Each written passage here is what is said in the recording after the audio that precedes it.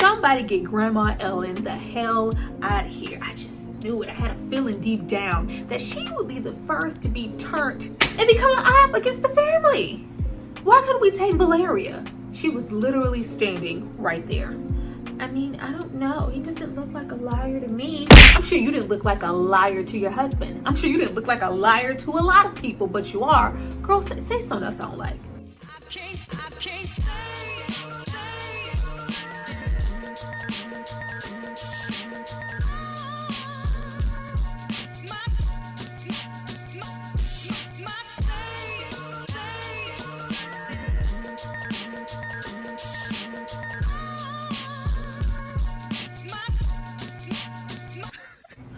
Guys, welcome back to my channel. It's Tyra here with another struggle review, here to discuss Teacup season 1 episode 3 and 4.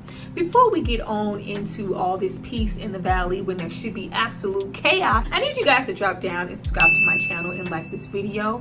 And also, if you are interested in talking about Teacup even further, there will be a live hosted every single Saturday. Now, we get into the episode and people are sleeping. I was like, how is anybody able to sleep after what they witnessed last night? The only person who is up in their tracks, Don, still unable to move after witnessing what happened to his wife Claire. We don't get a whole lot of time with Don in these 2 episodes, but I really feel like he is going to be so useful. We do have a brief moment of him helping Maggie through what seems to be maybe a panic attack and her being overwhelmed and him really coasting her through that. And also just learning more about his marriage, what could have been them, wanting children, but after they lost a child, not trying again. He is really broken up about it, rightfully so. But I think it says a lot about his character that even though he is in the condition that he's in, he still took out time to see about Maggie and reassure her and make sure that she was okay. That's our guy. Don't touch him. Don't breathe on him. We need him. Leave him alone. Now, as I stated in the live recap for episodes 1 and 2, Maggie was instantly giving me Alien, Sigourney Weaver, Terminator, Sarah Connor type energy. It gives Final Girl. It gives, strong. It gives badass. And instantly she wakes up and she is on a mission to figure out what the hell is going on and how and why we can't seem to get beyond this blue line. Now, what takes me back is when we go and visit our oldest daughter, Meryl, and it's, be strong. We really don't have time for any of this. Cuddles are cute and everything, but I need you to grow up for me in this moment, protect, and be there for Arlo. Watch your brother. I gotta go. I was like, well damn. Let's just have a moment. The energy that a lot of them are giving after what they experienced and witnessed, it just seems really odd to me. And even when we're having Meryl get up and it's just like, well, yeah, I can do that. But is Nicholas here? Is Nicholas still here? Because, he used to be kind of whatever, but now he's kind of cute. Who's thinking about that with a dead body positioned promptly in the driveway? And even though Maggie has this urgency and this sternness about herself as a wife and as a parent, it also feels like I really don't have time. Not I'm scared and I really don't have time. I really don't have time because if I don't get things done around here, who else is going to do it? James, if I don't protect myself or my kids, who will? As if she hasn't been able to rely on him as much as she would like to or entrust him with things. And in turn, he feels like she's a cold, distant wife. Even in the way that James reacts to the fact that I know you've been cheating and sleeping with Valeria. Not only that, but she is under our roof for who knows how long. Yeah, how'd you find that out? Like, who told? Like, it's not, initially, I'm sorry, I love you, obey, like a very shaky dynamic. Now, they can either grow further and further apart, or they can grow closer and turn into completely different people because they have to be. We're all we got right now, making their bond even stronger. Who knows? We know it's going to be messy because who's at the door when it's all, well, yeah, I cheated, but it's over. Yeah, Ruben's there. Ruben's there standing, listening, and overhears everything. What's funny to me is we're not immediately outward with confronting Valeria or even confronting James. It's just very, yeah, can I borrow your horse? Can I still borrow your horse like you borrowed my wife? Like, yeah, don't get out there and do anything heroic or doing any non-cowardly gestures. And the way I would be confronting people, even when we get into Ruben and Maggie, we're not outwardly saying this is what's going on, this is what our spouses did, despicable trash human beings. Nope, but we do give her a shotgun. Make a remark about like, yeah, we're gonna send James out there, dumbass James. Like, I do think what's understood doesn't have to be explained. Everybody knows that everybody knows at this point. People not communicating. Nobody's talking to each other about anything so that everybody front facing will know how we need to move. Everybody immediately starts separating, going off into individual tasks in this episode. Typical horror scenario things, and not even the bare minimum of expectation is happening of not trusting anyone. Because why are we divulging all this information to a stranger that just walked up the damn road and he just so happens to be able to walk over that blue line unscathed? No. And I really love that premise surrounding the show of not trusting anyone. It's not just strangers who may happen to roll up. You can't trust the inner circle. But there was all so much distrust happening already. Valeria present herself as a good person, and it's just very rationalized as I was cheating because I was bored. I was bored. There was nothing else to do here. We here, this farm life, I thought it would be great. It's not as grand as I thought it would be. Terrible. The way that we could have Jim so concerned with his mother and moving her in surely because of her MS and making sure she takes those meds, yet we are really comfortable with cheating on our wife and keeping it from her, not considering her and not considering our children. And even when you get into Maggie, I really didn't like how she approached Meryl with the idea of, yeah, I need you to be an adult right now. I need you to get it together for me. We don't have time for this. That was just this automatic disconnect with her mothering. And the way she might have presented herself as a wife, even though that doesn't give James the right to go and cheat on her. Now we also have Arlo, Meryl, and Nicholas. I really don't want to get too much into Meryl and Nicholas. They are trying to find a way to fit their thing into this dynamic, their teenage love affair amongst everything. Yeah, don't care about that.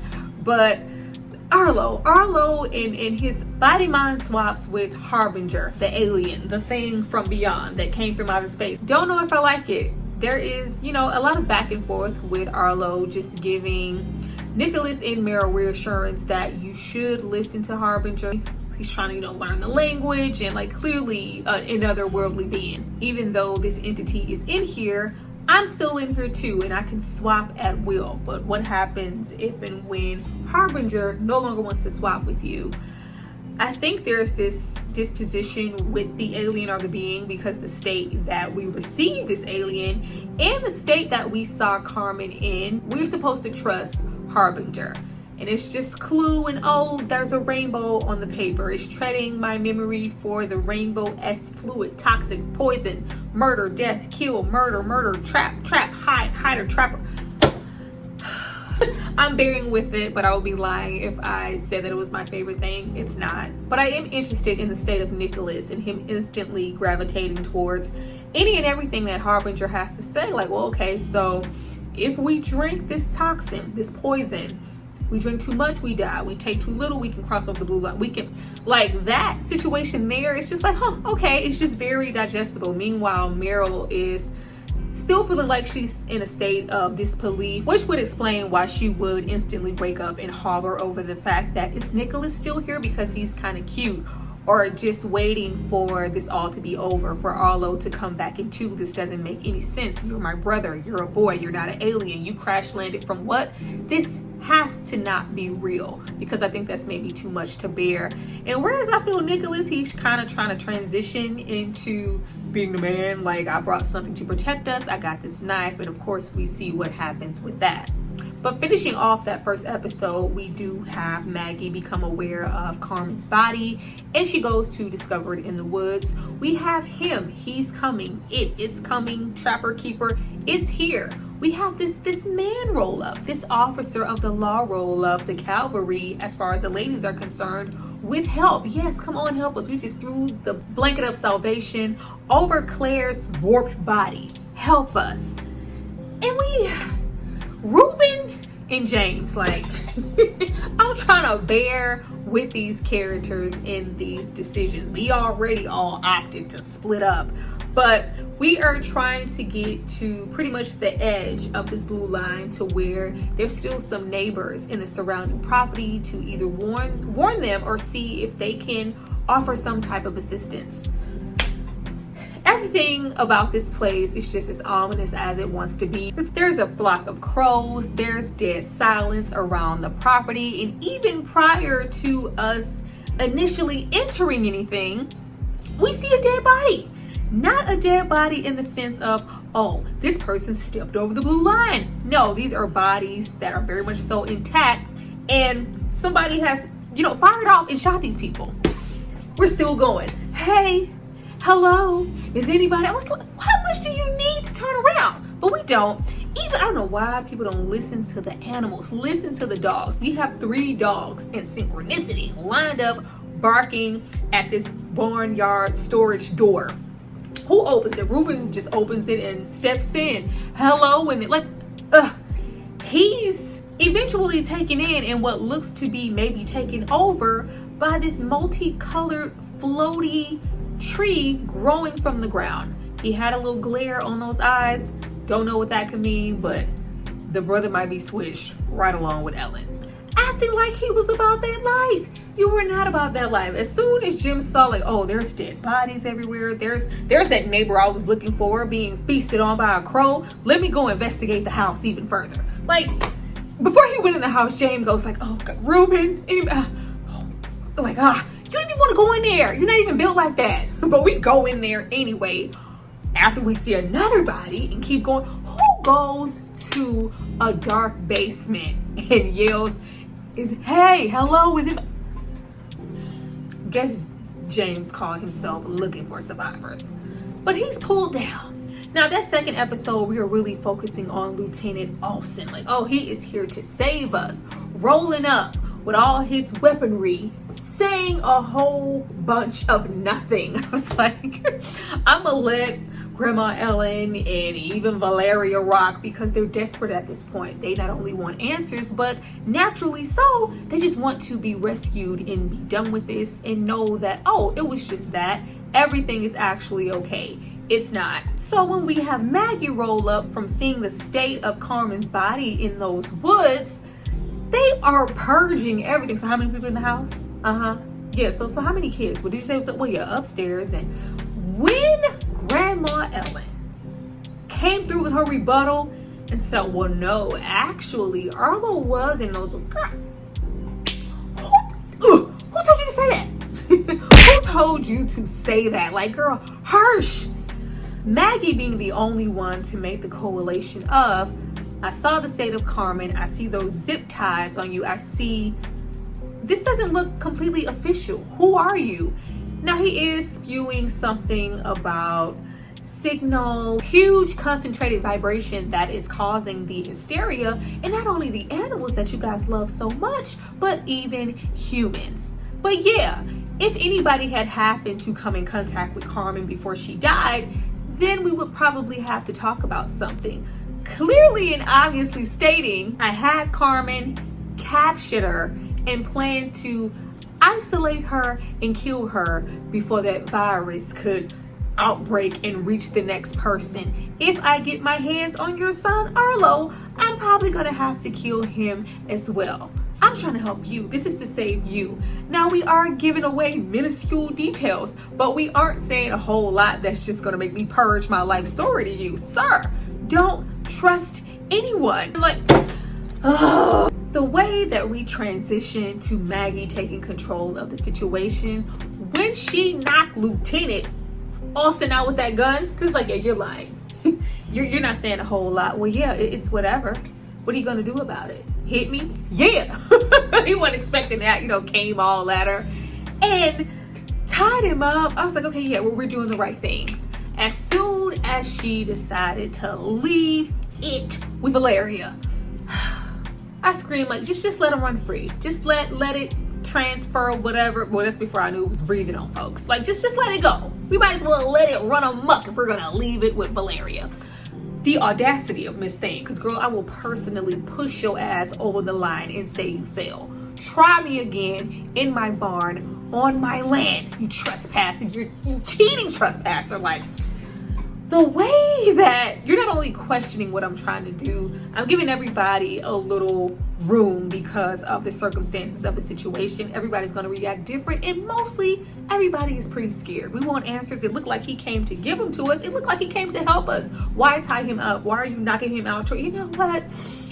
Your husband was, not even your husband, James was right about you and how cold you can be. Girl, I can be colder. It's real cold outside at night. Over the line. Try me again.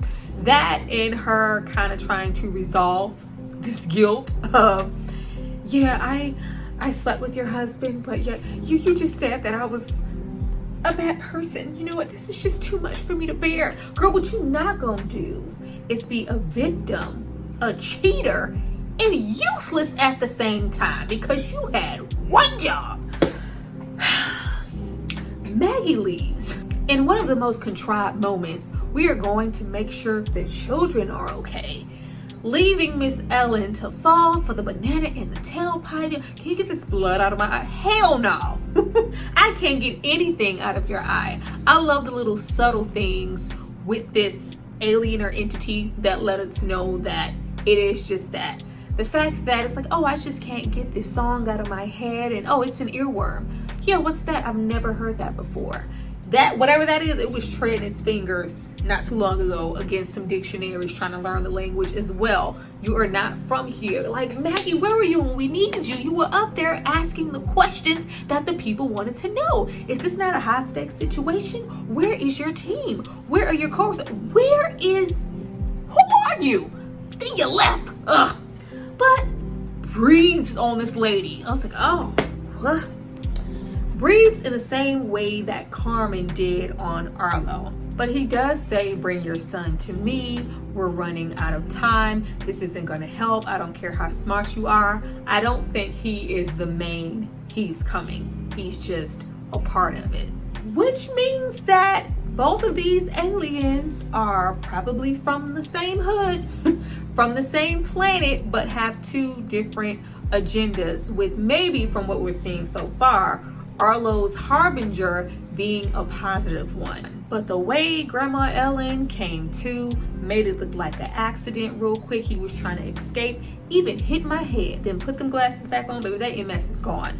This is going to be interesting because this is Jim's mother. There's already beef and plex within their marriage. Even with the communication between Maggie and the mother, it's not, solid as hell. And now we're going to have to convince somebody eventually that your mother isn't your mother. We need to take her out. That's if and when we figure out who the hell she is. It is. I'm liking it. Now, when we had that man come to, because once you release this thing, you go back to yourself, he says, where am I? Who are you? And where is McNabb? So I'm assuming that he was working with McNabb, the black guy in the mask, as a partner. So he wasn't there completely alone. Now, leaving off and following up with our teenagers, Arlo, Harbinger, and our substance in a jar, we roll up on the masked man. Stop there. Don't cross the line. Hand over that jar, at which we get into a tussle, and Nicholas stabs the man. So we just got the brother. Nicholas, we just got the brother. He is on edge, and he's like, this is the big bad? This is the him you're talking about? No, this is the one person who is probably legitly trying to help us. But surprise, surprise, McNabb, now that we have a name, recognizes and knows Harbinger. Just like, yeah, I had you. I was trying to protect you. Then you got taken. You got kidnapped, Carmen. And I thought I lost you, but I found you again. Being one of the good ones, I'm guessing that McNabb is trying to protect it. And also maybe tussling over that jar because he knew what it was and what it was capable of. But he didn't know that Arlo was Harbinger, so he was trying to protect it. Okay, sure. We'll see what happens with that and how everybody will react. how everybody will react to him being in the house. I'm sure everyone will have a lot of questions. We'll see what Grandma Sneaky Ellen will be doing now that she is taken over by the entity, and if Arlo Harbinger will recognize it. Like, don't y'all have some type of be useful, please? But we end off with James. As I said, Ruben looks to have been entranced and taken over. James is tied up in this basement with the mask. How do I know who you are, what you came from, and if you have an entity that you are trying to breathe on me? Say something good before I kill you here and now. Love it. Loving the show. I'm looking forward to where they're going to take us. Like, the fact that we are getting so much vital information every single episode, they're not like trying to make it some slow, grueling process and giving us little mustard seeds of nothing for 30 minutes. No, we are moving, and I'm moving with the story. Well, you guys, that was my review for Teacup episodes 3 and 4. I hope you enjoyed it. Please drop down and tell me if I missed anything per usual, or just tell me your thoughts and your theories about what you feel like may happen. I hate that it's kind of like a 2-episode situation. This is a show where I would probably be willing to go through that slow process of just getting 1 episode per week. But hey, this is where we are. I look forward to reading you guys' comments. I even look forward to hopefully some of you guys rolling up to the live Teacup discussion and getting even more into how you guys are feeling about the show. I see you guys next time for my next recap. Bye.